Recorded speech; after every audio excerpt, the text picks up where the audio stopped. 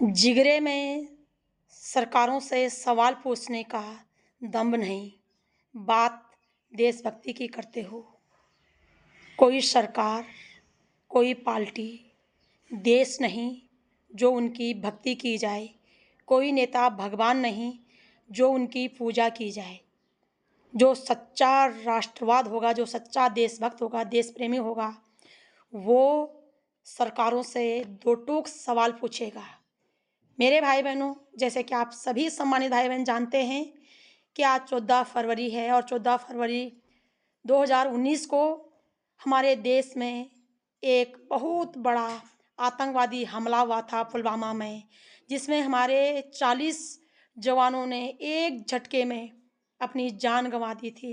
जवानों के शरीर के इस प्रकार के चिथड़े उड़े थे जो असहनीय था, जो किसी भी कीमत पर बर्दाश्त नहीं किया जा सकता था। मेरे भाई बहनों, मैं इस घोर आतंकवादी हमले की घोर निंदा करते हुए न केवल उन पापियों की निंदा करती हूँ जिन्होंने इस प्रकार के कुकृत्य को अंजाम दिया, बल्कि मैं अपने देश की सत्ताधारी सरकार की भी घोर निंदा करती हूँ और उनसे पूछती हूँ कि आखिर देश के जवानों को उनके मंजिलों तक पहुंचाने की जिम्मेदारी किसकी थी। वो 350 किलो आरडीएक्स वहाँ पे पहुंचा कैसे?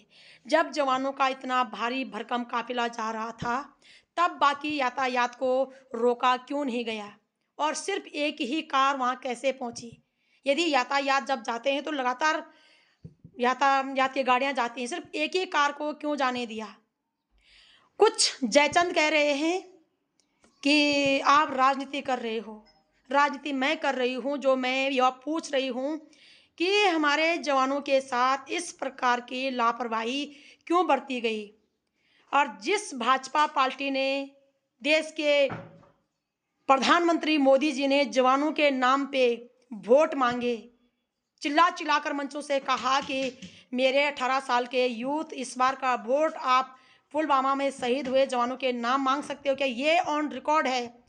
ये ऑन रिकॉर्ड है, गूगल में, यूट्यूब में, सभी जगह ये ऑन रिकॉर्ड है कि हमारे मोदी जी ने मंचों से जाकर लोगों से और खासकर यूथ से, 18 प्लस बच्चों से ये मांग की थी कि आपका वोट पुलवामा के जवानों के लिए पड़ना चाहिए।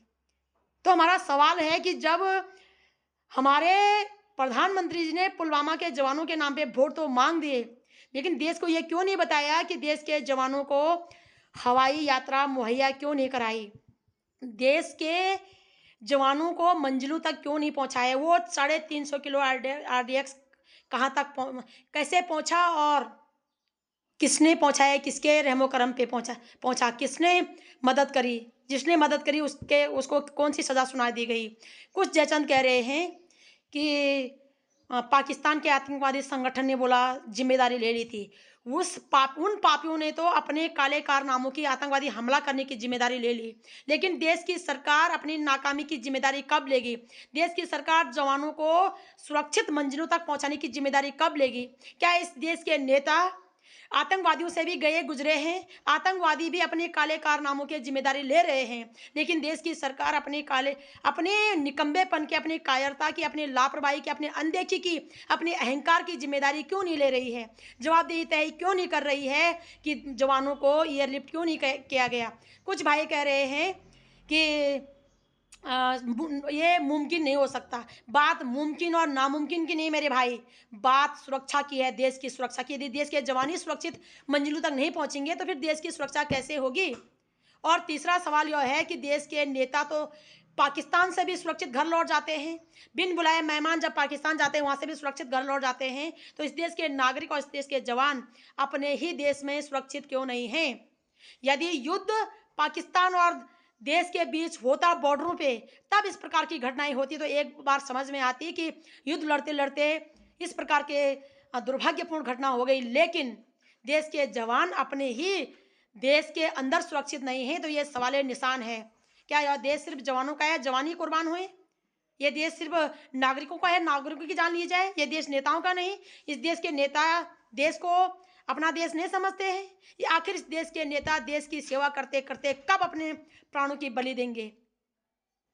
क्या देश के नेता, देश के जनप्रतिनिधि, देश की सरकारें दुश्मन देश के मित्र हैं, दुश्मन आतंकवादियों के मित्र हैं, वो सुरक्षित लौट जाते हैं दुश्मन देशों से भी, और देश के जवान, देश के नागरिक अपने देश में भी सुरक्षित नहीं रह पाते हैं? तो मेरा सवाल है, दो टूक सवाल है कि राजनीतिक भाजपा ने करी है, और यदि जवानों के हितों की रक्षा के लिए, जवानों के ऊपर हुए आतंकवादी हमले पर सवाल पूछने के लिए तुम राजनीति समझते हो, तो मैं यह राजनीतिक लाख बार करना चाहूंगी और बार बार पूछूंगी कि बताओ पुलवामा में 350 किलो आरडीएक्स कहाँ से आया? बताओ हमारे जवानों को एयरलिफ्ट क्यों नहीं किया गया?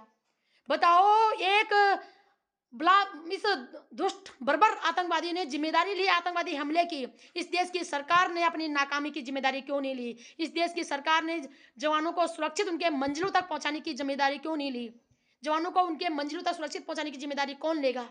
आशा नहीं, पूर्ण उम्मीद करती हूँ वो सभी जयचंद अपने गिरेबान में झांकर अपनी आत्मा से पूछेंगे।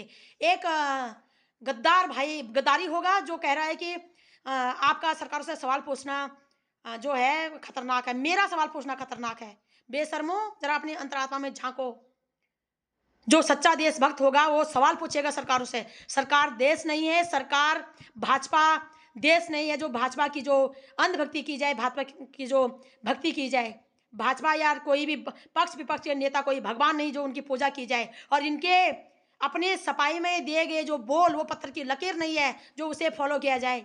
सरकार बताएं कि देश की जवानों की सुरक्षा की जिम्मेदारी किसकी है, उन्हें उनके मंजिलों तक पहुंचाने की जिम्मेदारी किसकी है? यदि देश के जवान ही सुरक्षित नहीं रहेंगे तो देश की सुरक्षा कैसी होगी? ये सवाल या निशान है इस भ्रष्ट भाजपा सरकार पे। आशा नहीं, पूर्ण उम्मीद करूंगी कि आप सभी इस वीडियो को शेयर करेंगे और सरकारों से सवाल पूछेंगे कि बताओ पुलवामा में 350 किलो आरडीएक्स कहाँ से आया? कौन है जिम्मेदार, कौन है अपराधी, और ये जांच कहाँ तक पहुंची? हमेशा ब्लेम दुश्मन देश को ही नहीं लगाया जा सकता।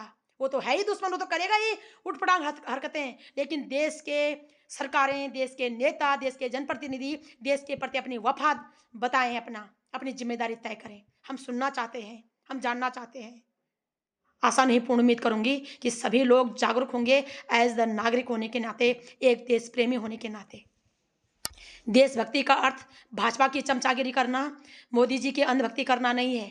देशभक्ति का अर्थ सरकारों से सवाल पूछना है कि जो ये नाकामी है वो क्यों हो रही है।